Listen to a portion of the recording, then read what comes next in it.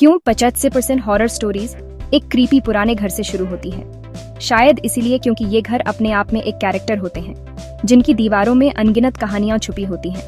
हर कोने में एक रहस्य, हर दरवाजे के पीछे एक अनकही कहानी, क्योंकि वो जानते हैं ये हर बार काम करता है।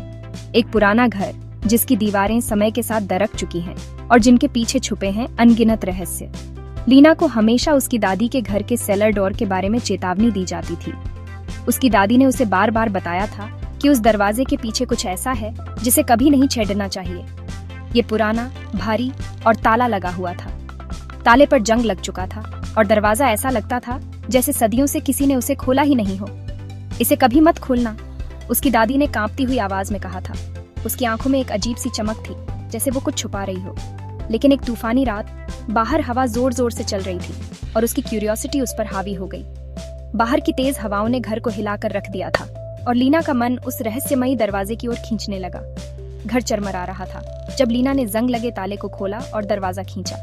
ताले की चरमराहट और दरवाजे की चीखती आवाज ने माहौल को और भी डरावना बना दिया।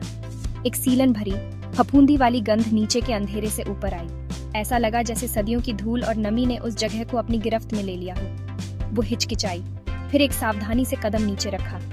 हर कदम के साथ उसकी धड़कनें तेज होती जा रही थीं और अंधेरे में छुपे रहस्यों का डर उसे और भी बेचैन कर रहा था। हर कदम के साथ हवा और ठंडी होती गई। ऐसा लगा जैसे अंधेरे ने उसे अपनी बाहों में जकड़ लिया हो और ठंड ने उसकी हड्डियों तक को जमा दिया हो। सबसे नीचे एक टिमटिमाती हुई मोमबत्ती एक छोटी लकड़ी की कुर्सी को रोशन कर रही थी। मोमबत्ती की हल्की रोशनी में उस कुर्सी पर कुछ और भी था और उस पर एक धूल भरी चीनी मिट्टी की गुड़िया बैठी थी जो बिल्कुल उसकी तरह दिखती थी।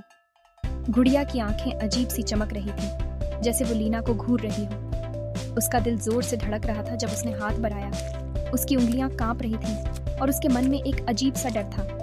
लेकिन इससे पहले कि वो उसे छू पाती, ऊपर उसके सेलर का दरवाजा जोर से बंद हो गया। दरवाजे की आवाज ने उसे चौंका दिया और वो तेजी से मुड़ी। वो घूम गई, दिल तेजी से धड़क रहा था, लेकिन कोई रास्ता नहीं था। और फिर गुड़िया मुस्कुराई।